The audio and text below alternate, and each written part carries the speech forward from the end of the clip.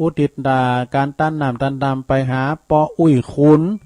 พาดุงดอยแดนนี่แม่อุ้ยเกี่ยวนะแม่อุ้ยเกี่ยวเจริญทรัพย์แม่อุ้ยบัวคลี่เจริญทรัพย์ปออุ้ยจูแม่อุ้ยฟองเจริญทรัพย์ปออินสนเจริญทรัพย์นางจัญญาสุดาคำปอทาแม่นาคสมรูปแล้วก็ตานไปหือเทวบุตรเทวดาเจ้ากรรมในเวรนะฮะแล้วก็ยังมีเนาะนี่เป็นพระอันหนึ่งตานไปหาปออุ้ยคำแม่อุ้ยติบสมรูปอันนี้ปิ้นปอปิ้นแม่ของแม่แสงจันทร์นะแล้วก็ปออุ้ยพินแม่อุ้ยยวงเศรษฐยะตัวเนาะเอาละศรัทธาญาติโยมแล้วก็มีแถมศรัทธาหนึ่งในเปิ้นติดสอยหอยตามตลอดทัดเตธรรมมนใดก็บอกเปิ้นก่อปิ้นเจ้าภาพโลมปอสมศักดิ์แม่เพนขาวเตี้ยนั่นนี่เปิ้นอยู่ตาดจ้างเวงน้องหล่องจัดส่วนต้านนั่นตานทำวันนี้ไปหาจิตตดวงวิญญาณของปออุ้ยน้อยปันไม่อุ้ยเงินจีนาอิเนาะแล้วก็มีนายอเนกชัยกาวินก็ทำบุญตานไปหาปอสอนชัยใจกาวินด้วยเนาะพร้อมกันตึงลงตึงหลายเนาะตึงบ้านตึงเมืองเฮาหมดที่ไปฟังก็ปิ้นเจ้าภาพรวมกันตึงลงตึงหลายลุงก็จะได้ติดน้ำติดทำไปปอสมโคนเนาะทำในวันนี้เนาะเอาป้อจานนั้นป้อหนานอ้ายผู้น่ะแพ้โป่งมาลาฐานะธรรมกันเหรอ นิปานังเยนาการังลัมมังเยนากาสายังปันดิโตตังโนมากังอุติสิตุงธรรมามุตตมังปัจจังอาราธานังกาโลมา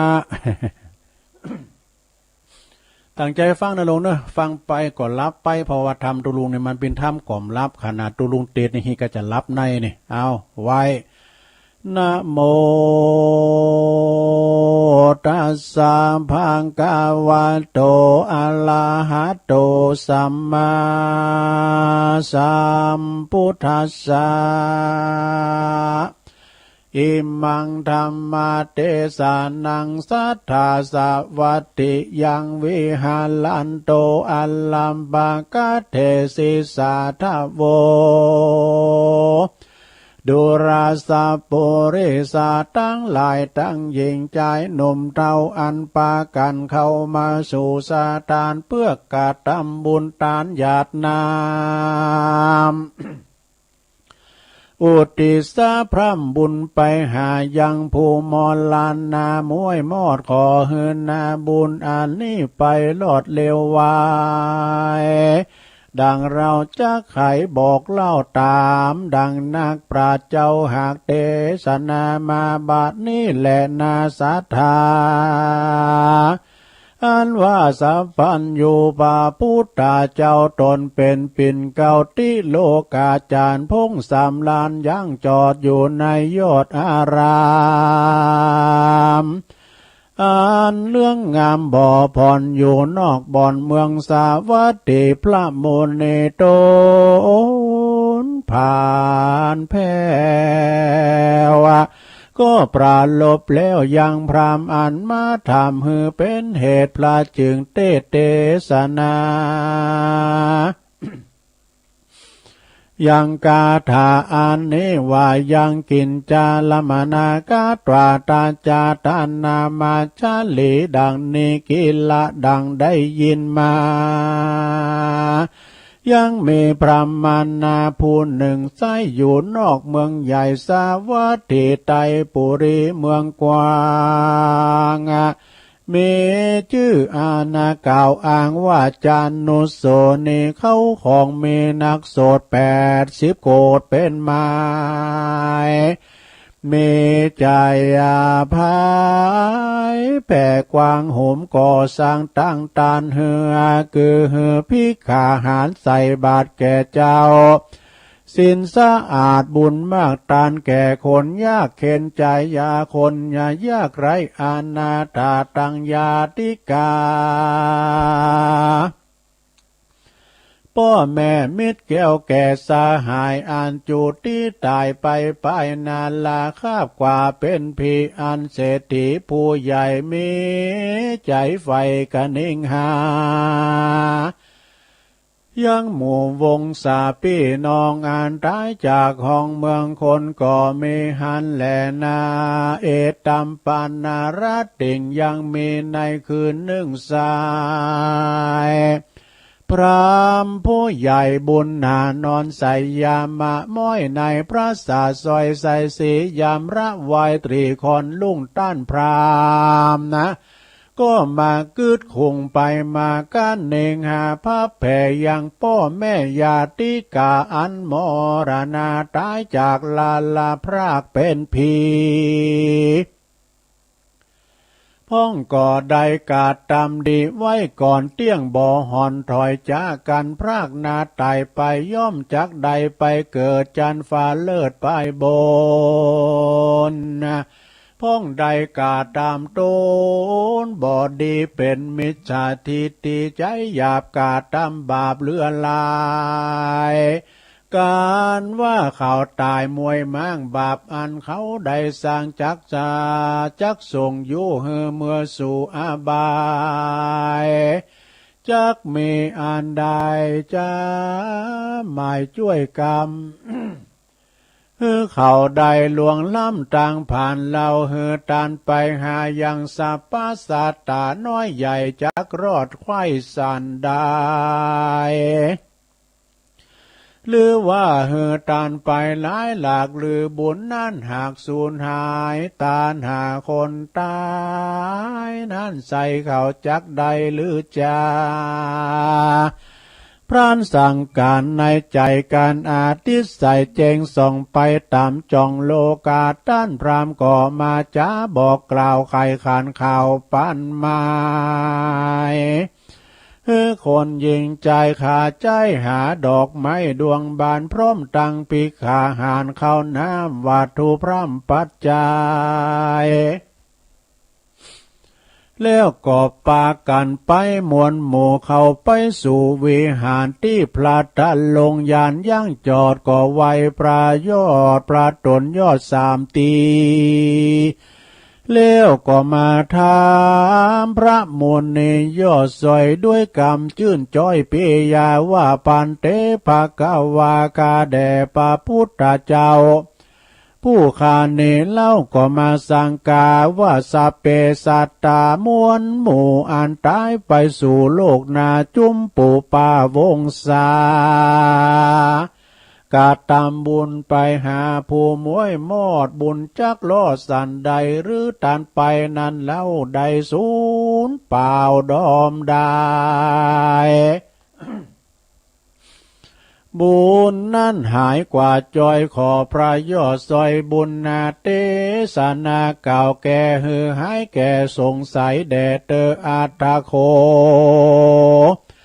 ภะกวาเตสังวัจนังสุตวานในกาลานันไสพระที่ไว้ตนงามกันว่าพรามผู้เฒ่า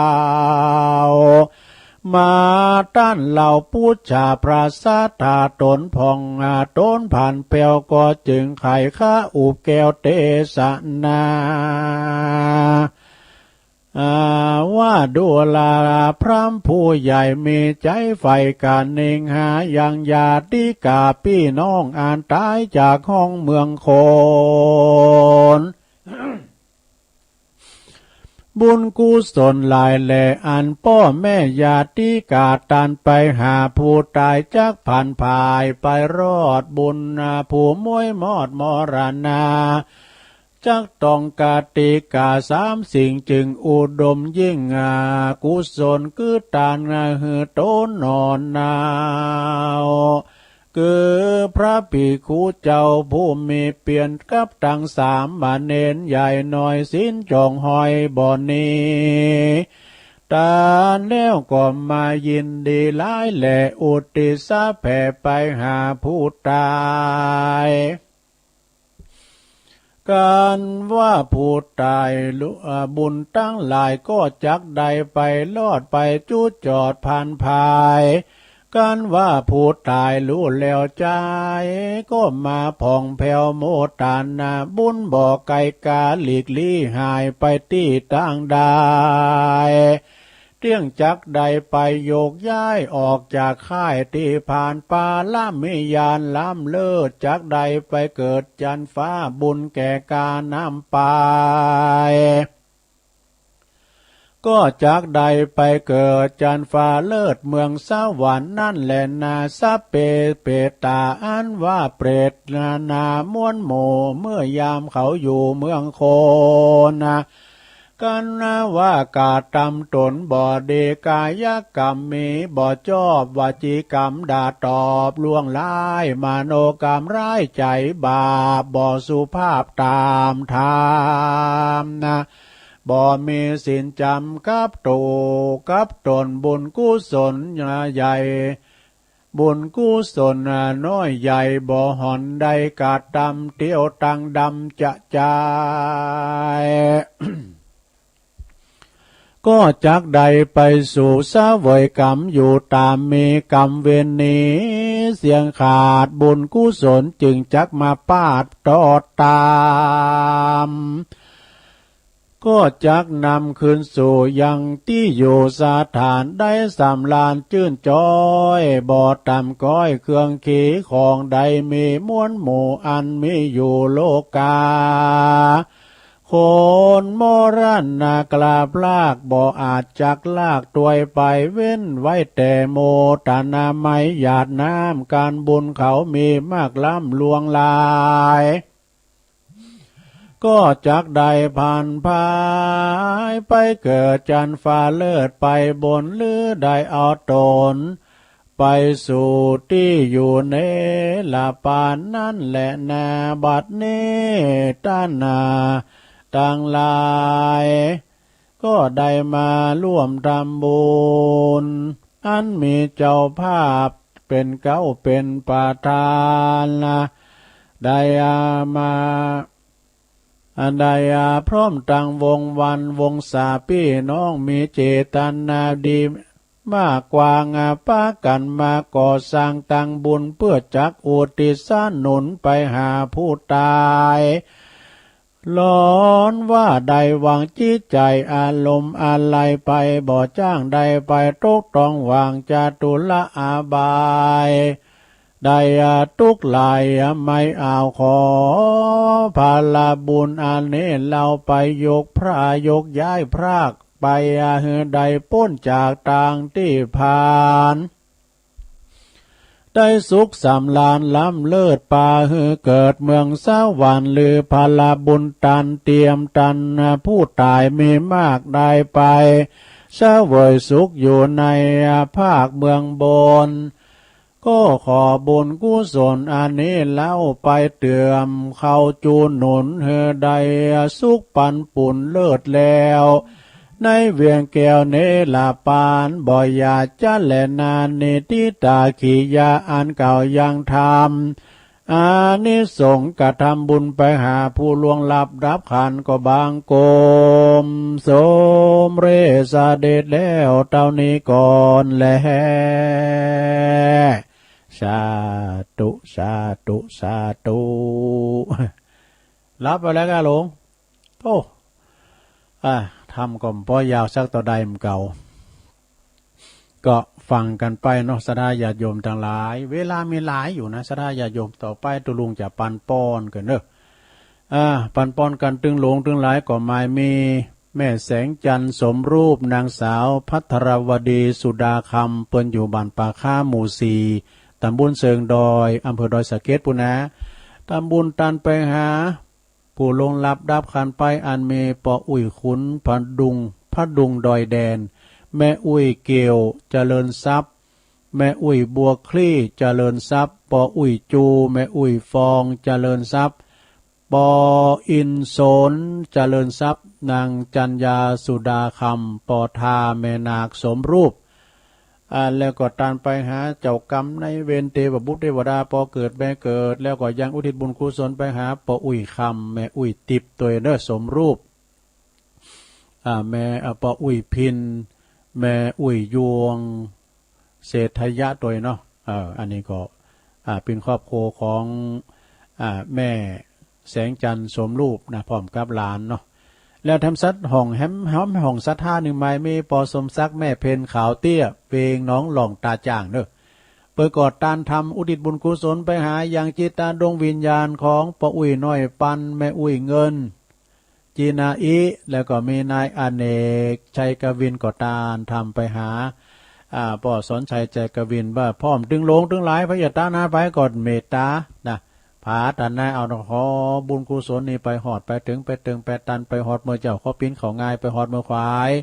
ขอปิ้นเขาตอนไปหอดระยำตอนขอกับกายปิ้นแก้วปิ้นแสงไปหอดยำแรงขอกับกายปิ้นสื่อเป็นผ่าไปหอดเมื่อหลังขอปิ้นเขาตีบน้ำตีบซีประการเนอเขาเจ้าต่างหลายได้กินในบริโภคปนเสียจากตียากปรากเสียจากตีตุกได้เสวยความสุขในสัมปรายภพแล้วกดตานไปหานะศิลปินแห่งชาตินะพ่อครูบุญศรีรัตนังตัวเนอสาธุสาธุเอาหับปอนพร้อมกันไปเลยยะถาวาลิวาหาปุลาปาลิปุเรนติสากะลังเอวะเมวะอิโตทินังเปตานังอุปกัปปติอิจิตังปฏิตังตุมหังคิปะเมวัสมิจตุสเปปุเรนตุสังกปาจันโทปนารโสยะถามณีโจติรโสยะถาโสยาติธัมโมจะอายังนิตาสิโตเปตานะปูจาจักตาอุลาลาภรัญจปิกุณามานุปัตตินังตุมเฮหิปุญญังปสุตังอนาปกันติสัพพิติโยวิวัจจันตุสัพพะโลโกวินาศตุมาเตภวัตวันตรายโยสุขีติคายุโกภวะอภิวาตานาสีริสานิจังพุทธาปัจจายโนจัตตารโอธรรมาวัฏันติอายุวันโนสุขังปะลังสาธุสาธุสาธุก็พาการติดธรรมมรดกธรรมก็จบไปพิษผาดปากการได้สุมากับปอหน่อยปอนานปอจานลำวัดเลยเนอะ อันนี้เป็นนักเทศมักลินถ้าว่าเป็นมวยก็มวยวัดนะมันมีนาหลายหอมอันนาตีนานพระพุทธเจ้าอันนี้มันยังไง เปิดว่าเป็นการเสียเวลาซะได้โยมเดี๋ยวมีนิทานทั้งเรืองเนี่ยเนาะต่อท้ายนะว่าทั้งว่าก็ลืมไปอ่ะการงานสามเณรเอาลักมันโตวันนิทานนี่ก็ลืมเลยวันนี้เอามาต่อเนาะแต่ก่อนนั้นก็ก่อนอื่นนั้นก็ขอประกาศให้กับศรัทธาญาติโยมทั้งกั้มเนาะพี่น้องตามเมืองฟังถึงได้ยินเมื่อแรงเมื่อคำเบิดเนตุลุงก็ได้รับชันทานุมัติจากท่านพระครูอภิวัฒนวิกรมนะซึ่งเปิ่นเป็นผอ.ผู้อำนวยการคลื่นสีขาวอนุมัติคือตุลุงได้แตนตั้งแต่6:15 ถึง 2 ทุ่มเนาะเพราะว่าวันนี้เป็นรายการเปิ่นหรอกแต่ว่าเปิ่นติดงานเนอะเปิ่นไปงานเตดปูนกิ่วแล่โลงบุ่น แล้วเปิ่นก็บอกว่าตัวโลงยาวไปเลยเนอะ2 ทุ่มถึง 4 ทุ่มก็ยาวไปเลยตัวลุงก็โอเคไปละเพราะว่ามันแจ้มอย่างครูบาอาจารย์ตั้งเวงป่าเป้าเปิ้นก็มาติดงานเพื่อจะไปกันปุ้นที่วัดบ้านใหม่ปุ้นนะแต่ที่เจ้าคณะอำเภอเปิ้นมรณภาพปุ้นลำปางนี่นะก็ตุลุงก็ตอบรับคำเปิ้นบึดก็จะเสาะการบาทเนาะมาปะกันคืนบึดแถมเนาะตั้งแต่6:15 ถึง 2ถึงทุ่มถ้าทุ่มไปก็สวดธรรมจักกัน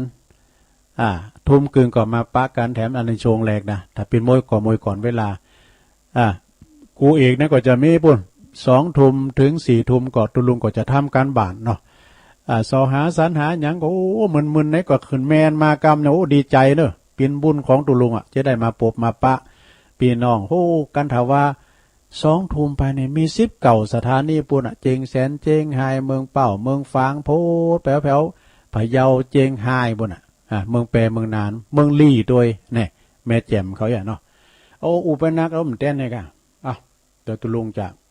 เรานิทานสิงโตป่วยเนี่ยนิทานอีสปได้รับความอนุเคราะห์จากแม่ครูทองคำที่วงคำจากเสาหินสีบัวบานสิงโตเถ่าโต้นหนึ่งเปิ้นลุ่มป่วยวะนะ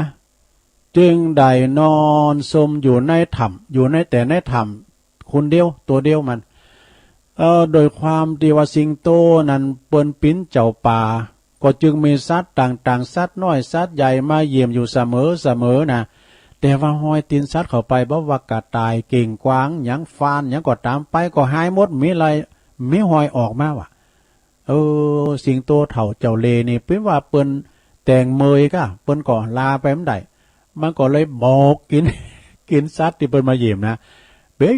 พองทานสบายมาพองกาเข้ามาใกล้ทำน้อยเข้ามาใกล้ มันบอกเอาสมาร์ทมันบอกเปิ้นมาเข้าไปเปิ้นมาไก่ยืนขอบีบแอลนิดหน่อยเหรอขอบีบแอลนิดหน่อยเหรอเจ้าป่านะก็เปิ้นมาบีบเจ้ากันโบก กว่าไปกินไอ้อะนะ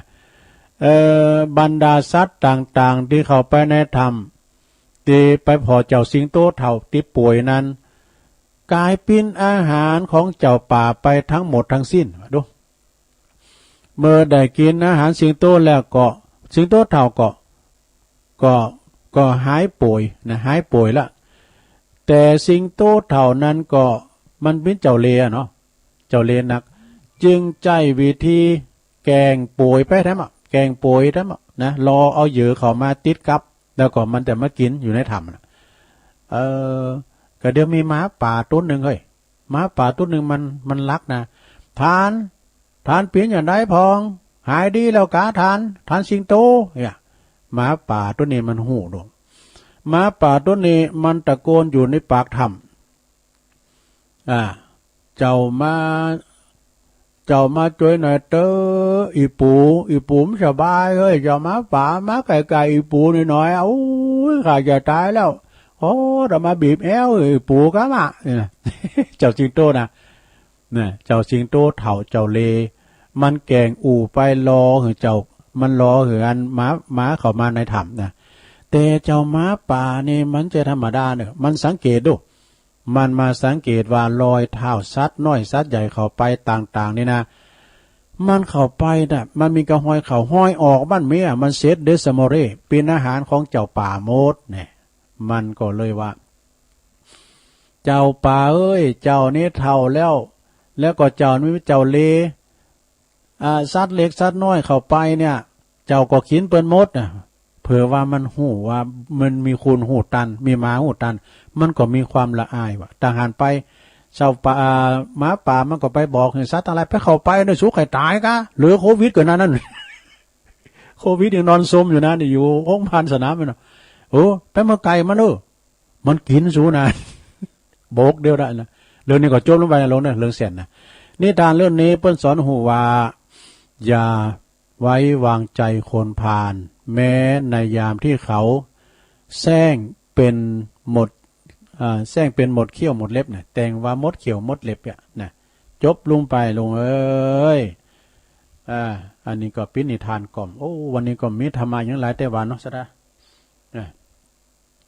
พี่ยังคำบึดมาฟังกันแนมเนาะตุลุงก็จะได้เสาะหาสิ่งที่ดีๆมาให้ศรัทธาญาติโยมต่อไปตุลุงตักตังลายให้หน่อยเนอะยายไข่แก้วเจริญปอนในยายไข่แก้วเปิ้นอยู่บ้านเสงตำบลบ้านแป้นเนาะสบายดีเนาะยายเนาะแล้วก็ขอบคุณแม่ครูยากศนโดยฟังอยู่แม่ศรีนวลนะแม่ศรีนวลนี่เจ้านี่บ่ได้ยินเนอะตุลุงดักแซบนะเจ้านี่บ่ได้ยินก็เพราะว่าเมืองฝางนี่สถานีเปิ้นสอดเนอะจะอาจจะเป็นเน็ตล่มก็จะคือมันมีหลายสาเหตุเนาะไฟฟ้าดับกายายแดงดอกตาล้อมอันนี้ก็เปิ้นปิ้นแม่กาฟังอยู่เน้อนะปีนานผลบ้านสวนโดยหลอ ขอบคุณโอ้ป่อบุญธรรมชัยกาดหมูเปิงเจริญปอนเน้อป่อ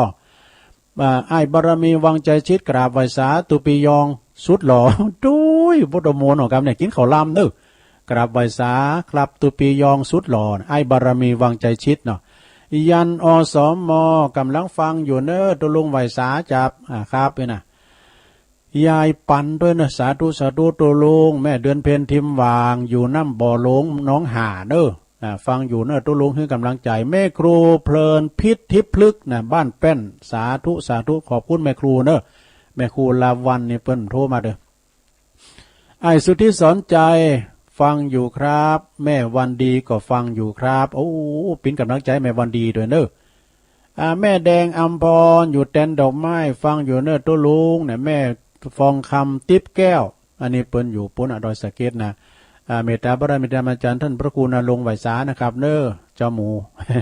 แม่สุทัศน์ดีมูลอันนี้ก็แม่เสียวก็ฟังอยู่เนอปุ้นแสนพรมทุ่งปีแล้วก็ปรุบ ตึงแป๊ไม่ลงฟังนะหูคนเดียวนะตัวลุงหูคนเดียวนะปรุบนี่นะไม่ลงสายฝนจันกุลนะพี่น้องหลายปิ้งเนอหลายปิ้งก็อยู่น้องผาขาวเนาะคุณโยมนวลนิชวชาติตัวเนอฟังอยู่แล้วก็พี่ไอ้รุ่งนิรันดร์ปันดอนตองเจ้าของสถานีบัดนี้เปิ่นปิดปรับปรุงอยู่เนอปิดปรับปรุงอยู่น่านฟ้าเรดิโอแม่ครูทองคำที่วงคำจากปุ้นเปิ้นอยู่วันเสาหินสีโบบานอันนี้อสมดีเด่นระดับภาคเนอตำบลสีโบบานเนี่ยแม่พันแม่สีพันทาวันนะเนี่ยดอยสะเก็ดฟังอยู่เนอแม่ทองสายอันนี้อยู่ด้วยแก้วแม่บรมมาปินตาพี่น้องน้องสมานนะเอื่นประดังแม่แตงอ่อนเขาบุญโดยแม่บุญสุภายองเขานะน้องสมานนะก็ฟังกันหลายโอ้พี่น้องบันไกแม่จิรพันธ์โมป้อนะอยู่ปุ้นหนองบัวแม่ขจารและแม่อัมพรกันถ้ามีแม่บุญยวงนะแม่น้อยแซ่พันเดเนอร์แล้วก็แม่สุพันธ์มงคลพันเดเนอร์และตุปีหนงอภิญญาโดย อาจารย์สมชาติโอ้ปะครูชัยทองขันปะครูตุลุงตัวแม่ครูจงแม่จงดีเชื้อกันทานะลุงนัดลดเดือนตุปีหนุ่มด้วยตุปีหนุ่มนี่เป็นอยู่ปุ้นอยู่วัดเสาหินนะแม่อัมพันยานาตาน้องบันหวายเนอะเจ้าชายเก้าเผ่าเนี่ยแม่ทาแม่อัมพรคุณสิงห์โยมกันยาจานะจากทุ่งเสี้ยวตัวคำแดงคลองมีในอยู่ฝางเนาะปะหลวงสีวางบังคมเนตรอันนี้เป็นอยู่ทุ่งปูแดง บ้านหุงเนาะแม่สีดาคนงามจากชัยประปุ้นสีเวียงป่าเป้าแม่อุ้ยแม่นางอ้วนโดยทาเกิดเนาะปอบุญศรียานนะหมู่นี้เปิ้นได้ยินนะเมืองฝางนี่นะเดี๋ยวกันเนอยายดีโดยปะหลวงมงคลเนอมูลชีพปะหลวงบ้านอดีตผู้ใหญ่บ้านน้องเงือกเนอไหวสาครับตุลุงฟังอยู่เนอไอ้นะแล้วก็อันนี้พี่ยุพินพี่น้อยหอมมาลาจากแม่หยวกโดยแม่ทองคำอันนี้พรหมินเนอโอ้ท่านพระอาจารย์ใบดิกาประเสริฐประสันโนไหวสานะครับเนอชมรมวิทยุสมัครเล่นซีบีดอยหลังถ้ำโดยไอนิกรชัยน้อยประธานในห้องศูนย์นะ601-005 ว2 แม่จันเพนคำโพธาฟังอยู่เนอตุลุงนะขอบคุณแม่จันเพนเนอสบายดีต้นแก้วโอ้เมตตาบารมีธรรมอันนี้เจ้าคณะตำบุญบ้านเรือนนะฮะตั้งสบายดีต้นแก้วเปิ่นฟังอยู่เนอตุปีเอนะแม่มนฤดีแม่มนเนอเปิ่นก็ฟังอยู่ยายจันแม่จั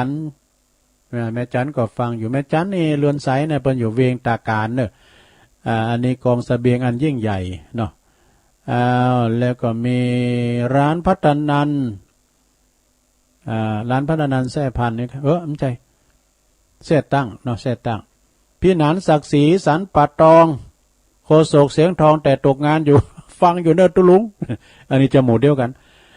ท่านพระอาจารย์สมเพชรปัญญาโนตุปีสมนึกเนออันนี้วัดป่าไผ่บ่อท้องไหวสานะครับเนอนะโยมอารีกราบไหว้สาธุลุงเจ้าสาธุ ก็ขอขอบคุณเนอที่เปิ้นได้ไลน์มาเนาะที่เปิ้นได้ไลน์มาก็ขออนุโมทนาถ้าว่าอย่างได้ก็เมื่อคำมือก็ปิ้งกำลังใจฟังด้วยกันเนาะวันนี้ก็จะอยู่สองช่วงรายการช่วงแรกนี่ก็ช่วงเจ้าเนี่ยช่วงเมื่อคำมืดก็ได้รับฉันทานุมัติถวายเวลามอบหมายโดยอาจารย์พระครูอภิวัฒนวิกรมตามปกติวันนี้ใครอยู่ก็เลยไลน์มาตุลุงแตนกันเลยตุลุงก็ยินดีหลายเนาะที่จะแตนไปเนาะโอ้อันนี้สายเข้ามานี่ตอนใดจ๊ะเจริญปอนครับผมโอ้โหสามเณรเอารักปัญโยนันเนาะครับเอาสิงโตนี่ว่าเน็ตแล้วเนาะแต่มันการเชิงของหมาป่าแต่ครับถ้าว่า บ่มีหมาป่าจุ้ยนี่ซอสตั้งหลายก็จะตายก็บ่ฮู้เกี่ยวมันน่ะเพิ่นไปอะไรบอกมาดูเอาไปมื้อได้บ่สุขให้กินอาหารมันก็เหลือโควิดกว่านั้นเหลือกันเนาะเข้าไปก่อยมาใกล้ๆก่อยมาใกล้ๆนะเจิงมันดีนะแต่ว่ามันก่อการในที่สุดมันก่อการหมาป่านั่นน่ะเหนือฟ้ายังมีฟ้านะครับผมเนาะครับผมกำลังใจลุงๆนะครับโอ้แล้วก็นี่สู้กันปดโทษเนาะ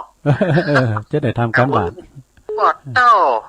ยาวเหยียดเลยเนาะบริหารเวลาเป็นกำลังใจให้นะครับเนอะขอบคุณเนอะโอ้วันนี้สมณเณรเอารักมาสายแหลกเลยวัดสันเหมืองเนาะอ้าวแม่น้อยว่าไปเลยไหว้เจ้าแม่ยังค้างอยู่นะจ๊ะเนาะเจ้าวันนี้หมูอยากน้ำนมนะเจ้าอยากน้ำนมมีการนะลุกจักอยากเพนถกสูมุดสิ่งคุณของเมใหญ่กว่าฟ้าและแผ่นดินวอหูสิ่งสุดต่างจะอ่างคุณอันน้ำนมเมนี่มีการนะล้นลูกจักคนสัญหาคำพาใสหากาอื่นหมื่นเป็นในเด่นใดก็ว่าใหญ่การลำการนำนมมันพระคุณเมนี่นั่นใหญ่หลวงเวเฝ้าห่วงลูกยามาแต่หลังลูกจะเลื่อนเติบใหญ่ใดพลังเพราะเมหลังนำนมกิน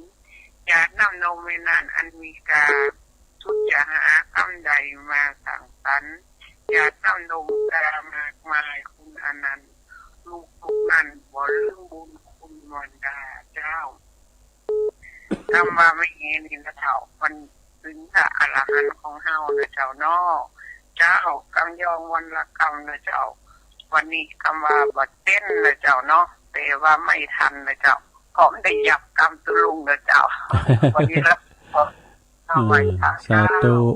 บัดเต้นก็คือไม่พุทธาเอิ้นไปต่างปีสมเพชไอ้ทองบินเขาต่างดอยโตนตัวเนอะเจริญปอนเจ้ากราบไหว้สาเจ้าทุลุงโอ้ไม่สายพินเนาะจังซอมาแล้วเจ้าฟังอยู่เจ้าจังดังฟังชัดดีเนอะหน่อยดิกัลยาเนาะเอาเพลงหน่อยนะเจ้าน่ะที่ฝากจะได้เอาไปกินเนอะโอ้กำน้อกำของเรามากมายเกิดแก่เจ็บตายทุกวนเวียนหลายปีอยากจะหลุดพ้นมีสิ่งเห็นกำลังพี่มาฟังของดีกับตุลุงยองหนูเฮาอย่ามาช้าไปไม่ทันเวลาลูกพายเลี้ยวนะรีบเร่งเข้ามาศึกษาธรรมเป็นคืนที่ข่าวขอได้ดังใจฟังนี่ศีลเวรกรรมตุลุงยองจ่วยหาวมาคลายกรรมที่เราทำให้สูญสิ้นเมื่อได้ยินชวนแล้วอย่ามาตายมาตรวจมนต์พูดพระคุณรำไปขอเพียงได้พ้นเคราะห์โศกทั้งปวงหัวใจจะได้รำจวนอย่ารีบด่วนห่างไปถึงแม้จะตายวันใดก็ไม่ไวเกินกันอาจารย์ขอดวงวิญญาณของศิษย์นั้นไปสู่นิพพานได้คอยเฝ้าคอยชั่วนาตาปีตราบจนชีวิตนี้ขอให้เรานี้สุขบ้านจะไม่ห่างไปไหนขอเคียงไกลน้ำธรรมชาตินี้สงสารทุกทรมานเกือบตายเจ้าเพลงแต่งเอาคนเดียวเจ้าโอ้เขาทาไม่สารนะจุงเนาะโอ้ยินดีหลายๆเด้อเจ้ากำลังใจเด้อโถขนาดเปิ้นแต่งคนเดียวนะแม่สายพินเนี่ยเปิ้นจังซอได้ก็ได้จังซอ ตุงสานปุ้นเนอร์เมืองปานบ่อาเจริญปอน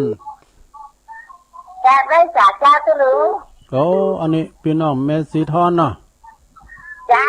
โอ้ ไม่ ใส่ ได้ ปาก ได้ กา ยินก็ได้ฟังกันเทศทั้งหลาย ฟังตั้งลายกะพระบาทอุดมรักแต่เงียบเนาะ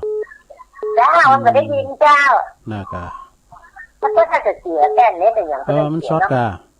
ใส่ประกันบุดเปิ้นบุดกับตัวปีเลินเปิดแปลงกะ เจ้าจังหวัดแต่วันนี้นิทานเหมือนจังหวัดแต่ สิงโตเท่าเจ้าเล่ห์ ในทางตัวนี้โควิดแต่ตุลุง บุดก็มาอยู่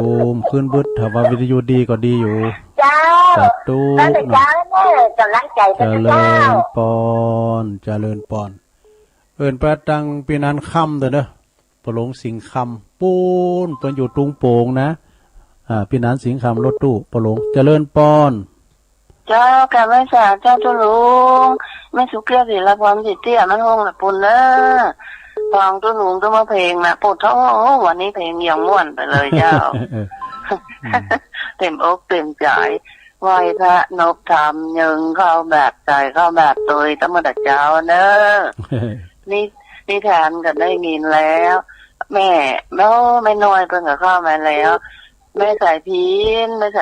เข้ามาแล้วแต่คือเติงอ่ะเนอะแม่สายพินกัลยาเนอะเจ้า เจ้ากลับมาจ่าเนอะตุลุงสาธุเจ้า ศีลาพรแม่สุแก้วเนี่ยเปิ้นเป็นตัวแทนนะพี่น้องตังสลิติเนาะบ้านโฮงเปิ้นฟังกันหลาย ตุลุง เจริญปอน มันเหมือนกอกแม่ โอ้ไม่พานะ มันเนี่ย โอ้แม่วันเลยเนาะไม่พันไม่วันก่อนแม่วันนี่เนาะ โอ้เราเลยได้ แม่พันบันกอกโอ้พี่น้องตัวแทนบันกอกมาแล้วเนอบันกอกบันวายบึ้ดจะมีแล้วมั้ย ดำบดได้เต้นครูบาอาจารย์ได้รับมอบหมายถวายเวลาจากท่านพระครูอภิวัฒนวิกรมไหมกะทำด้วยกันฟังกันเนาะพี่ยังแล้วโปโตดีใจกะที่ได้ออกรายการอ่ะที่ได้ทำการบ้านถ้าเป็นไม่พันสบายดีกะสบายดีดีแล้วทุกสิ่งอย่างสบายดีกันแล้วดีแล้วดีใจเนอะที่เป็นโทรมาชิมมา2 ชิมแล้วสบายโอ้พวกกินข้าวล่ำบรูรับดีกินข้าวล่ำตุยฮะฉันกินท้องก่อไม่สบายก็เดี๋ยวมันเจ็บหนักเจ็บตัวกันหมดมันก็เป็นธรรมดาใหม่ๆอ่ะนะตัวลุงในเมยเลยอ่ะคืนน่ะแล้วก็ดีมันกำเดียวแล้วน่ะเดี๋ยวมันก็หายนะสบายกันน้ำมันก็ดีกันเนาะสั่งภูมิคุ้มกันขอบคุณแม่พันเด้อพี่น้องบันกอกบันไว้สันกำแป้งก้าน่ะน้องเงอก้าเนี่ยปนฟังกันหลายเนอะเจริญพรประดังปะโลงจีเด้อเนอะนะอรุณอุสมสันกำแปงเจริญพรจังหวัดสาเจ้าตุลงฟังกับเจ้าเลยตั้งแต่เพลงมาแล้วเจ้าแม่สายทองไปสวดมนต์ด้วยตัวแทนเป็นน้องหอยการเนาะเจ้าตัวแทนน้องหอยการเจ้าสักเทียนเด็กเจ้าตุลงก็11.5เลยเจ้านั่นเนาะโอ้ยต้องสร้างในเจียวเลยเจียวเลยเจ้ากำลังใจตุลงเลยเจ้ากับแม่สายตัวโตแม่สายทองเนี่ยเพิ่นฟังกูตุ้นกูองเนอะเปิ้นหมั่นโทรมาดีละเนาะ0899556506เจริญปอนสายตุลงแสนพรหมแม่สุทัศน์มาแล้วปู่จันไข่ลุงลังนะจ๊ะเนี่ยปู่จันไข่ลุงลังป่ะนะปู่จันนั้นอายแพ้โป่งก็ว่าพิษถูกๆนะปู่จันดีมูลฮะโอ้ขอบคุณแม่สุทัศน์หลายๆเด้อแสนพรหมทุ่งปีน่ะแม่วางบนนี้นะบ้านปอกเกตก็อยู่แม่วางอ่ะเนาะปอกเกตนะทิยะเนี่ยเปิ้นอยู่มักกะยอนเจริญปอนว่าแต่เจ้าตุลุงโอ้นี่แม่พินเนาะเจ้าฟังแต่เจ้าแล้วนะเจ้าตาแดดดีกะเก่งดีในเมืองเนาะฝนตกก็เจ้ามีฝนอ่ะแม่บ่มีจ้ะตุลุงเตี้ยออกห้องมานี่ปุดต้องเดินแจงเรื่องอ่ะจ้าดาวติมฟ้าขอบคุณแม่พินหลายๆเด้อเจ้า ว่าชาเจ้า โอ้สาธุแม่พินแม่โนนเขาเปิ้นอยู่ดอนปูนอยู่ปัดแดดในเมืองเจริญปอน ไหวสาเจ้า จักสิงไหนก่อเจ้า อัน บ้าน นี้ บ้านมากกอกไม่เกี่ยวเจ้า ไม่เกี่ยวกะลูกไม่เกี่ยว เจ้าก็นี่ว่าไม่เกี่ยวนะตุ๊ ไม่จันสีเนาะ เจ้าอันนั้นก็เอาแล้วมันนักล่ เอาไม่เกี่ยว ำจะ เนาะ สีนักล่ำนักเหลือ ไม่เกี่ยวบ้านกอกขึ้นลูกไม่เกี่ยว แล้วถึงมาจนเนอะเห็นสบาย ตัด นี่ สิ แก นสภามันเนาะ โอ้อยู่ดีมันซุกอะ เดี๋ยวเงินคือของคำจ้ามันไม่ดีก็คำจ้าเนี่ยเนี่ยจะติดโรงเรียนที่ขอกูควรจะเอาการเด็ดขาดนะเจ้า ขอเป็นกำลังใจเนอะไม่เกี่ยวเนอะ พอพิจาร อยู่ ณา ดีมันซุก มันมาคืนก็คือของจ้ามันดีอะตุ อยู่ดีมันซุกอ๋อเป็นหยัง เขาบอกกูคนเนอะอันเบอร์รูระซับนั่นน่ะแม่เดี๋ยวเอาคืนไปเอาโดยซับไปสักแต่มันช็อตหมดอ่ะ เป็นหยังซื้อใหม่กะ ที่เสาใครก็คุณเนาะ เป็นหยังซื้อให้ใหม่ซื้อให้ใหม่ขอประกอบนั้นซื้อเหอะ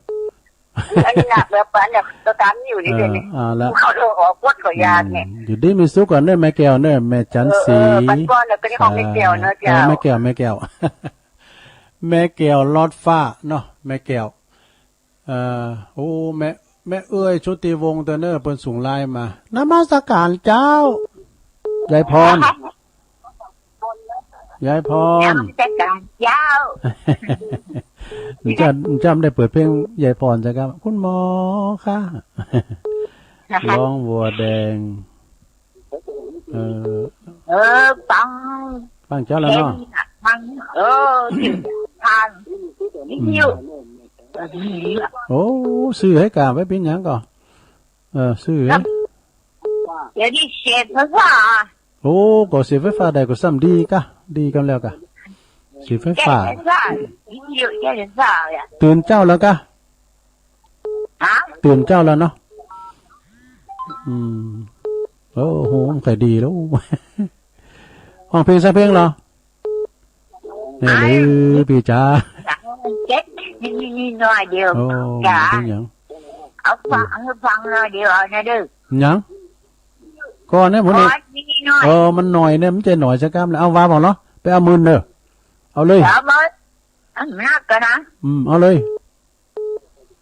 1 2 3อยากมีเงินต้องทำงานอยากผ่านพบจึงผ่านพบอยากเรียนจบต้องขยันมันศึกษาต้องอยากมีรักต้องฝึกไปฝักไปเรียนไปหาอยากมีหน้าต้องยืนหน้าอาสาคนให้อยู่เย็นเป็นสุขอย่าเป็นทุกข์เทินนี่นะ ได้ยินกะจบแล้วกะ เอาละเดี๋ยวนะเดี๋ยวมา มึนได้กะเนี่ยก็มาอยู่ที่มวนกะเนอะอยู่ที่มีสุขเนอะยายพรเนอะที่เขาหลายๆมัมไปเมื่อแอวไก่ไปเมื่อแอวไก่เนอะอยู่มุ้งตะลางกลางโขงนั่นเนาะ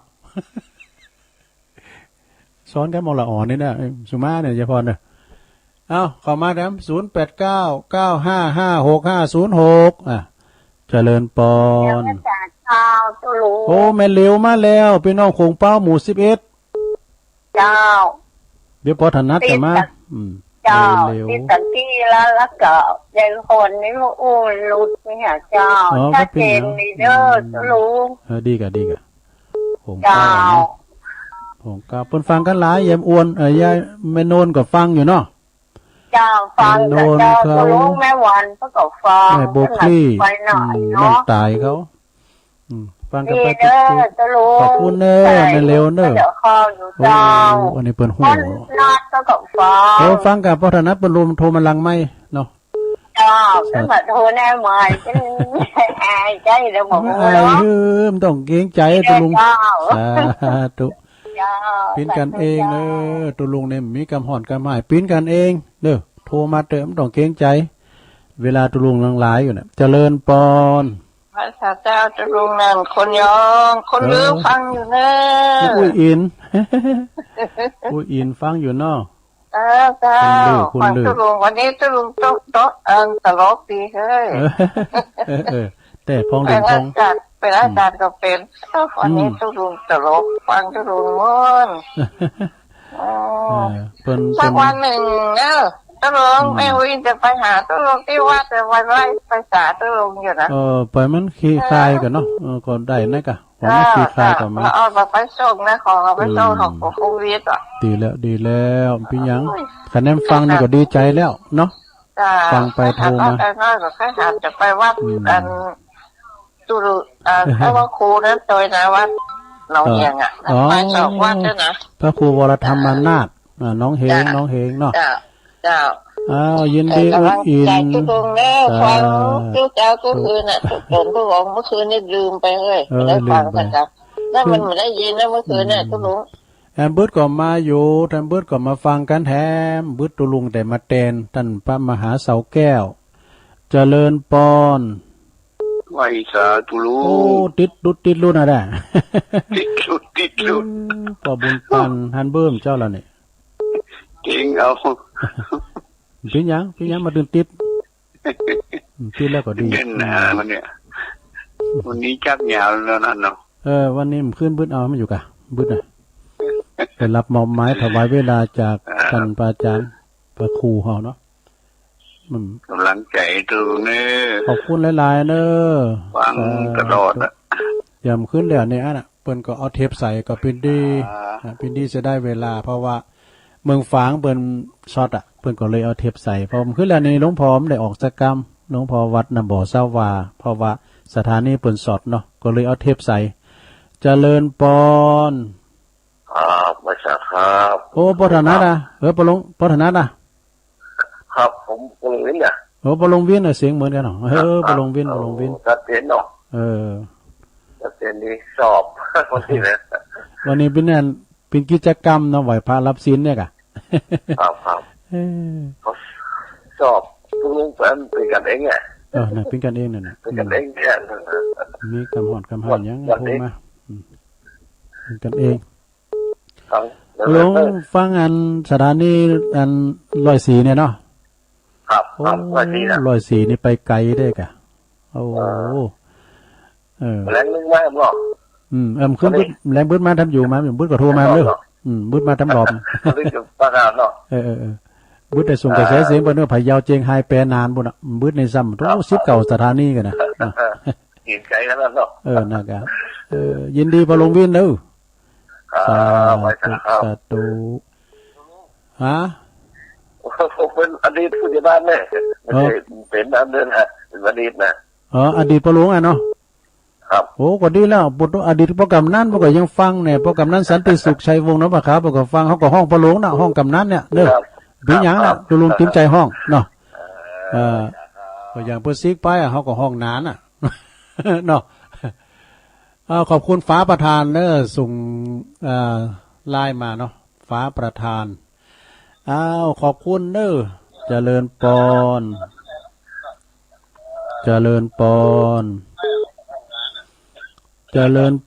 ที่แล้วในแม่เด้อไปช้าเจ้าโอ้พี่น้องตัวแทนร้องคือกวาวไม่ยินมาแล้วไม่ยินฟังเด้อฟังทุกวันเหมือนกันฟังทุกวันเนาะดีกะร้องคือกวาวไม่รู้เขาก็ฟังอยู่ก้าไม่รู้ค่ะดีแล้วจ้ะติดนะวันนี้ติดเนาะดีใจแล้วเนาะเนี่ยยินแรงบึ้ดก็มาอยู่เริ่มคำบึ้ดนะคำบึ้ดก็ฟังแถมขอบคุณแม่ยินแม่ยินปินตาอุ่นร้องเคอกวาวตัวแทนพี่น้องร้องเคอกวาวมาแล้วตัวแทนพี่น้องบันควางนี่แม่ไพ่ฟังกันอยู่ก่อฮัลโหลครับดีครับเจริญปอนอยู่ไหนจ๊ะฮัลโหลดีครับได้ยินแล้วได้ยินแล้วนะอยู่ไหนอยู่ก็จะเล่นซ้ำแดงอ่ะโอ้บ้านท่านเจ้าคุณแสวงกะเนาะเล่นมหาเลี้ยงหมู่กลางบ้านก็จะเล่นครับบ้านก็จะเล่นกับบ้านเจ้าคุณสุวรรณเวท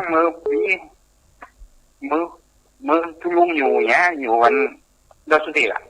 ฮะ คืนยังยังวัดยันโกงล่ะโอ้เดี๋ยวนี้ตุลุงเขามาออกไฟเห็นไหมกะเนี่ยไฟยินออกมาไหลไปอยู่ถ้าไอ้พี่เนี่ยมันโอ้ยันเนี่ยแหละโอ้ตรงโลซ้ายขนาดนี้เลยแม่น่ะเพราะนั้นเนี่ยก่อนเนี่ยเพราะนั้นเนี่ยผมเจ็ดพนันครับผมอยู่หนุ่มอยู่อันนั้นพี่ไอ้ยังไอ้ยังไอ้ยังเจือเอาไอ้สุรินนี่ว่าเนาะไอ้สุรินเนี่ยครับไอ้สุรินเนาะชอบฟังธรรมะธรรมโมโอ้อายุ50ปลายเลยก็สะเลมเนาะครับก็สะเลมนี่เป็นอยู่วันสันกำแพงอะเนาะสันกำแพงเนาะปลูกยังไงล่ะสันกำแพงอันบ้านก็สะเลมนี่บ้านของเจ้าคุณโดท่านเจ้าคุณสุวรรณเมธีอะเนาะเจ้าคุณแสวงโอ้ยอยู่เนี่ยซอยเดียวแต่มันหลังบ้านเททำบ้านผมเนี่ยซอยเดียวอ๋อดีกะคุณยองเหมือนกันนะเนาะเจ้าคุณเนี่ยเปิ้นเป็นรุ่นปีตุลุงเพราะว่าเปิ้นอยู่พระบาทตากผ้าเปิ้นอยู่ก่อนเปิ้นอยู่สมัยครูบาแล้วแต่ตุลุงมาอยู่กำลูนพระบาทตากผ้าครับมันเปิ้นอยู่จอมต้องไงครับเดี๋ยวนี้เปิ้นรักษาการเจ้าคณะอันเจ้าอาวาสวัดพระธาตุสาลีจำต้องกะเปิ้นเป็นเจ้าคณะอำเภอจำต้องที่พระคุณพระประสานวัดเนี้ยวัดบ่นี้นี่เนาะแม่น่ะยินดีไอ้สุรินทร์เนอะยินดีหลายๆเนอะที่โทรมานะเด็กก็ฟังได้โอ้ยดีใจด้วยดีด้วยเดี๋ยวส่งล้อสารเดี๋ยวนี้เราเข้าใจครับโอ้จ้าสาธุโทรไปใหม่นะครับแล้วพุกมาทำเนาะยินดีหลายๆไอ้สุรินทร์อายุเปิ้นหนุ่มอยู่นะฟังธรรมะเปิ้นอยู่บ้านก็สะเลมเนอะสันกำแพงบ้านเกิดของอาจารย์เจ้าคุณพระสุวรรณเมธีเนาะเจริญปอนสาเจ้าคุณเจ้าแม่จันตีป่ะแม่จันติบกะเจ้าโอ้ยได้เสียงกอยน้ำเลยแม่จันติบแม่จันฟังไปรับไปว่ะก็ไปปิ้นยังมันเสียอย่างไรเนาะมันกล่อมรับโดกะมันปิ้นยังไงมันทำกล่อมรับวันเดียวเป็นจ้าหล่ะเป็นอะไรอย่างนี้พี่ยังฟังไปรับไปก็ไม่จะว่ากันลูกคะแนนว่าผลฟังเจ้าไม่แรงของตันก็เสียแมลงก็เมื่อเรื่องบึ้ดได้มาอยู่ตั้งแต่6:15วันนี้ใส่ยาวเนาะวันนี้ก็โตไปอยู่เปิ้นไปเตะปูนกิ่วแล่หลงแล้วก็ครูบาอาจารย์ตั้งเวงป่าเป่าเปิ้นก็มาปิ้นเจ้าภาพที่วัดบ้านใหม่พี่กะที่เจ้าคณะอดีตเจ้าคณะอำเภอเนาะอำเภอเนี่ยก็วิ่งเนี่ยอำเภอเนี่ยนะก็ขอบคุณแม่จันติบหลายๆนะแม่เจ้าเป็นกำลังใจท่านลุงนะเจ้าว่าสาเจ้ากราบไหว้สาหลวงพ่อด้วยเนอแล้วก็เมตตาบารมีตามหลวงพ่อพระครูโชติสุวรรณสอนด้วยเนอปครูเก่าวัดศาลาตำบลน้ำแพร่เอินไปยังพี่น้องตังบกก้างโดยคุณยองเหมือนกันลงเหนือลงไต่โพดประตังบันทีบันแจมนะโอ้หลายตีหลายตังเปิ่นฟังพี่น้องตังสันน้ำเมงด้วยเนอเจริญปอนกับภาษาเจ้าครูฟังอยู่เนอเมตตากะเมตตาในเนาะดังกอยหอกดังกอยนี่ยินดีนะเมตตาเนอโอ้แจ้หมเมตตาในเสียงเบาไปหน่อยแม่ฟองเราฟังปงดอนแม่กองแรงเขาเนาะอื่นไปตังปอบุญเย็นวิชาเถินโดยเนอปุ่นบานเกาะตังเวียงป่าเป่ากึดเตือนกันอยู่เนอปอบุญเย็นฟังกันอยู่ก่อโอ้กินตาลที่ไหนเปิ่นก็ไปปอบุญเย็นแล้วก็แม่จิรพันธ์โมป้อทำมากินมาตันนะเอารถบัสมาเกินเนอะใจรถบัสมาโอ้กึดถึงบรรยากาศเก่าๆฮะมาเจอคืนเก่าอยู่ก็ฮะแต่นาบุญแล้วเขาได้ไปแอวไปแหวงกันนำก่อนนะได้เอามาคือหอมเดี๋ยวนี้โอ้นักแก่เหมือนกันเนอลงเนอเนาะเปิ้นอยู่หออยู่เฮินน่ะปุดรุมก่อนนี่ไปกินแป๊ดตันได้ไหนเด็ดลุงรถมันเขาเผิกแต่เหลืองหามสังฆครูบาก็ไปกันหลายโอ้โดยนำบุญนำจิตนำใจอาจารย์พระครูอภิวัฒนวิกรมเนี่ยเปิ้นเป็นเนอนาบุญแต่ศรัทธา ไปกินแป้ตานที่ไหนมันคุกคักแพ้มได้เจ็บได้ใหม่ซากเตอเจริญปอน ไหว้สาเจ้า เด็กหญิงอ้วน มาแล้ว แม่อ้วนกิติลังกาเนาะแค่ถึงฮะลงอ้น คืนนี้อยากแตกแตก มันขึ้นแล้วนี่ขึ้นแล้วนี่แม่อ้วน เจ้า กิติลังกา นักฟังไงจะได้นักฟังอันตู้ลุงทองเนี่ยละคืนน่ะ ตุลุงทองออกกาตุลุงก็ฟังอยู่ นั่นแหละ เต็มขึ้นแล้วนี่ฮะ เน็ตอันมองฝั่งเน็ตล้มไอ้เจ้าว่าฝนตกเกี่ยวคนว่า ฝนตกนักอ่ะเน็ตลุ่มหมดอ่ะเดี๋ยวนี้ก็มันจะเปิดตัวน้ำเดี๋ยวนี้มันขึ้นบึ้ดได้ฟังมั่วโตเจ้ามึงฟังเปิดก็โทรกันมา เจ้า ย่ำได้ยินตุลุงก็อันตุลุงก็หู้สาเหตุต้องโทรไปที่เก่าโทรไปที่อันตุกิเลินไว้กะยินดีนะหลวงโอนเจ้าโอนสาธุเปิ่นประดังแม่จาเด้อแม่จาก็สีเป่ง จิตอาสากวาดวัดกวาดว่าในแม่จาอยู่ไกลวัดเนาะสันไขยอมน่ะบ้านห้วยทั่งนี่นะโอ้โคมเปิ้นกว้างเปิ้นปลูกโมดำแกว้งเคอไม่เกอเฮอดังมีเพิ่มน้อยแหน่บุ่น มีอันนี้มันจะเล่งกันเนาะพักขี่โคมันออกคนเดียวมากันเนาะ เอา0899556506เจริญปอน ไหว้สาเจ้าตุลุง แม่แดงเนาะ เจ้า วันนี้ชายเข้าง่ายดีวันนี้ วันนี้สายมันป้อนแน่นเนาะ เจ้าแน่นเหมือนกันเนาะเวลาถ้าจะเมิน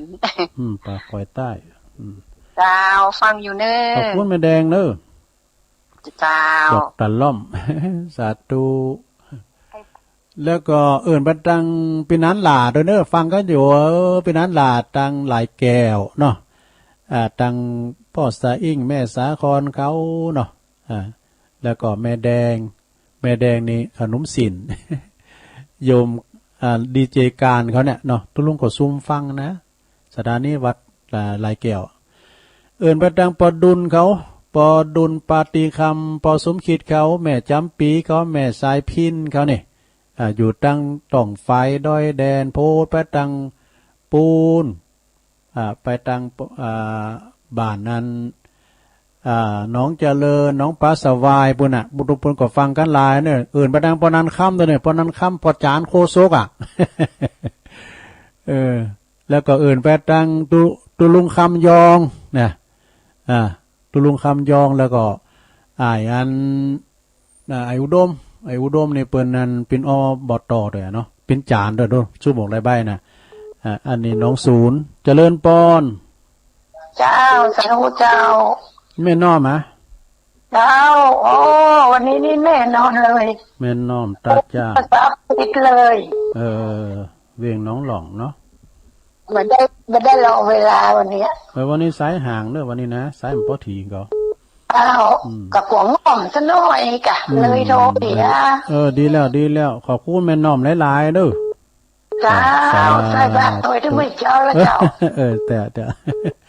แม่น้อมเพิ่นก็ฟังตลอดนะพี่น้องตาจ้างบ่ดังขจรพอใจด้วยนะเจริญปอน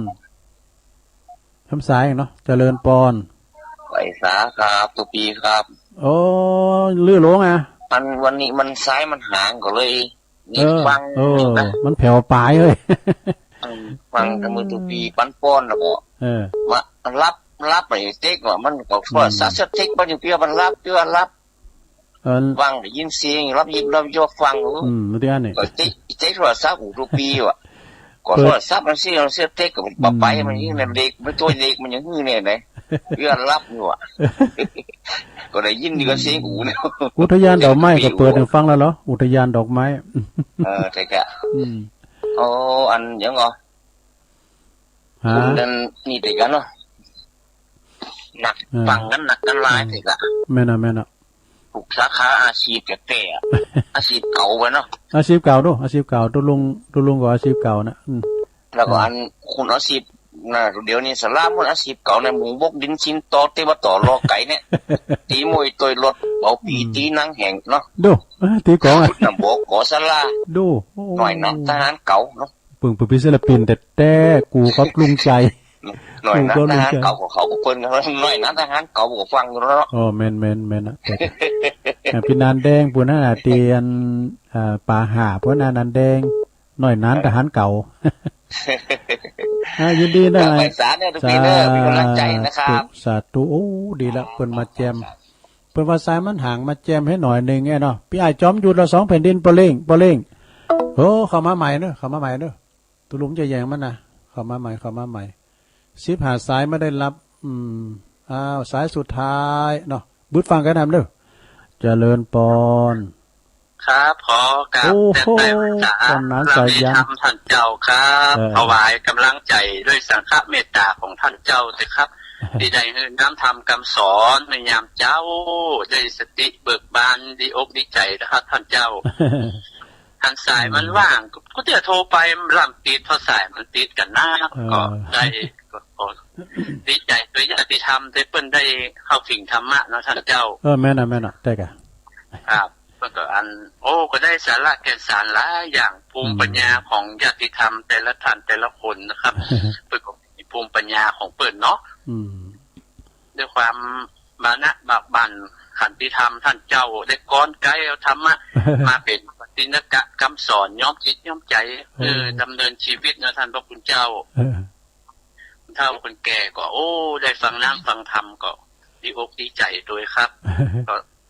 กราบถวายกำลังใจท่านเจ้าขอกราบแก้ใจไว้สาในบารมีธรรมท่านเจ้าด้วยความเคารพนะครับกราบไว้สาครับดีใจขอบคุณปนานสายยานสารปีอย่างหนึ่งโทเปิ้นมาหยอดสุดท้ายมาปิดท้ายโดยขอบคุณปนานอันนี้มนอกมนใจก็ศรัทธาญาติโยมเนาะเอาอกเอาใจกันไปในยุคนี้สมัยนี้เนาะจะไปเขตกันล่ำไปก็ฟังกันไปเนาะเมื่อคำยามคืนพืชก็มาอยู่ฟังกันต่อนะตอนนี้ตุลุงก็ขออนุญาตสุมาที่เปิ้นโทรมาตุลุงได้รับสายหาสายดังต่อไปนี่สามเณรเอารักปัญโยนันท์วสันต์เมืองนักปราชญ์บัณฑิตแถมฐานหนึ่งมาทุกคืนวันอังคารนะแม่น้อยสายที่2กัดนัดดอนหลงสายที่3ก็แม่สายพินกัลยาจังซอจากตุ้งซ่านเมืองปานยินดีแม่สายพินสายที่4ก็แม่สีทรหนองบัวชัยประการตัวแทนหนึ่งเดียวคนนี้เพราะว่าเมืองฝางเปิ้นสด อันนี้เปิ้นฟังทางเน็ตนะขอบคุณแม่สีทรสายที่5แม่สุแก้วศรีลาภรนี่ฟังเป็นประจำเป็นตัวแทนพี่น้องเป็นตัวแทนพี่น้องเปิ้นอยู่ปูนอยู่ศรีลาภรนะสายที่6ก็แม่พันบันกอกดีใจแม่พันที่โทรมานะพี่น้องบัดกอกบันวายฟังตลอดสายที่7ก็แม่สายทองตัวแทนพี่น้องหวยการแม่สายทองธัญแก้วสายที่8แม่สุทัศน์ดีมูลแม่สุทัศน์นี่ก็ฟังตลอดนะกำลังจิตกำลังใจเปิ้นอยู่ปูนตุ้งปีแม่วางปนสายที่9ก็แม่พินป่าแดดในเมืองอันนี้ก็ฟังตลอดองค์คลงในเมืองแม่โนนแม่พินเขานี่นะสายที่10ก็แม่แก้วนี่ความจริงเปิ้นชื่อแม่สีแม่จันสีแต่ว่าเป็นชื่อแล้วเอาแม่แก้วนะเอาชื่อแม่นะตุ แม่แก้วบันกอกสายที่11ก็ยายพรร้องวัวแดงอยู่ข้างกำแพงวัด สายที่12ก็แม่เหลวขวงเปาหมู่11โอ้ยแม่เหลวก็ว่าเปิ้นฟังกันหลายตั้งองค์คาลงตั้งตำบลขวงเปานี่นายนะพอถนัดเขาสายที่13ก็แม่อุ้ยอินแม่สาบเสมงอันนี้เปิ้นเป็นลือกับยองก็พี่น้องเดียวกันนะสายที่14ก็ป่อบุญตันป่าไร่เจดีย์สามยอดอันนี้ผู้ฟังอาวุโสนะผู้ฟังรุ่นอาวุโสสายที่15ก็ปลงวินอดีตปลงบานนะสันขี้เล็กเวียงป่าเป่าโอ้ปีหยังละเฮาก็ห้องปลงแล้วเนาะเปิ้นเกษียณไปละเหมือนกำนันปอกำนันสันติสุขชัยวงศ์เฮาก็ห้องปีอ้ายใต้หัวปอกำนันสันติสุขชัยวงศ์เนี่ยนะ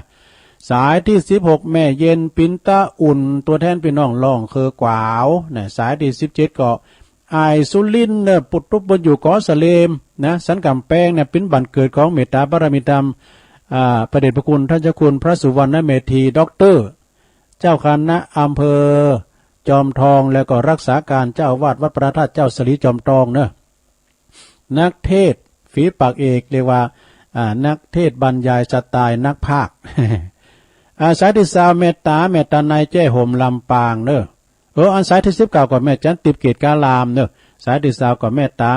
ในใจห่มลำปางสายที่21ก็แม่อ้วนกิติลังกาสันขวางดอยหล่อสายที่22ก็แม่แดงรัตนาเนื้อสายที่23ก็แม่น้อมตาจ้างเวียงน้องหลองสายที่24ก็ลื้อโลงเนื้อไอลื้อโลงเฮาบันทิเนาะสายสุดท้ายปอนั้นสายยันสารปีอย่างหนึ่งขอบคุณเนอกูเสียงกูสายตุลุงนำรายการจากลาสตาพี่น้องไปก่อนเนอเมื่อคำยำเพื่อนพุทธก็ฟังกันแถมโชคดีมีใจเหมือนกันจุโคนจุตานนอกกระเดียวกับฟังอาจารย์นิคมกันปีน้ำรับต่อไปจัตตารุธรรมาวัฏันติอายุวันโนสุขังปลา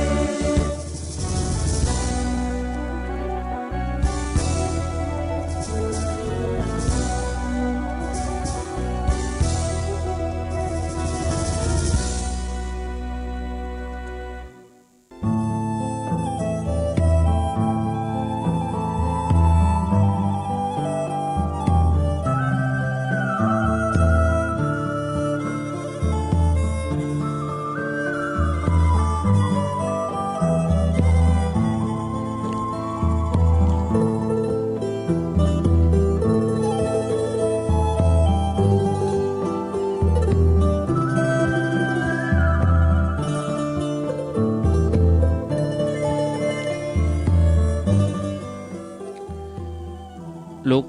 เจ้าตื่นตัวเจ้าบัวกับหันเยื่องนาพังพร้อมลุกควายบอดันหนต่างกีดกอมก้าตัวบอต้อมปุ่นอายจุงเก่งเข้าไว้อย่าไปเฮือขวายต่อหน้าสบายจำไว้เน้อเจ้าจำไว้เน้อเจ้าได้เวลาแล้วเน้อได้เวลาแล้วถึงเวลาแล้วได้เวลาสำหรับการรับฟังธรรมะอันเป็นสาระประโยชน์ทางด้านพระพุทธศาสนาน้ำธรรมคำสอนขององค์สมเด็จพระชินวรสัมมาสัมพุทธเจ้าได้มาปะมาพบมามาเล่าสู่บรรดาพ่อแม่พี่น้องพ่อออกไม่ออกศรัทธาท่านสาธุชนคนดีทั้งหลายแล้วไผที่ยังบ่ลุกก็ลุกมายันเน้อลุกมาได้แล้วตื่นมาได้แล้วญาติโยมท่านทั้งหลายหลับลุกเจ้ากินผักดังป่ายหลับลุกควายกินผักดังเกาลุกเจ้าได้หลายลุกควายได้น้อยหลับลุกเจ้าเป็นเจ้าดังหลายหลับลุกควายปาเฮือลูกหลานเป็นหนี้เป็นค่าเน้อ ตื่นมาเหียเนอลุกมาเหียเนอลุกเนอลุกเนอลุก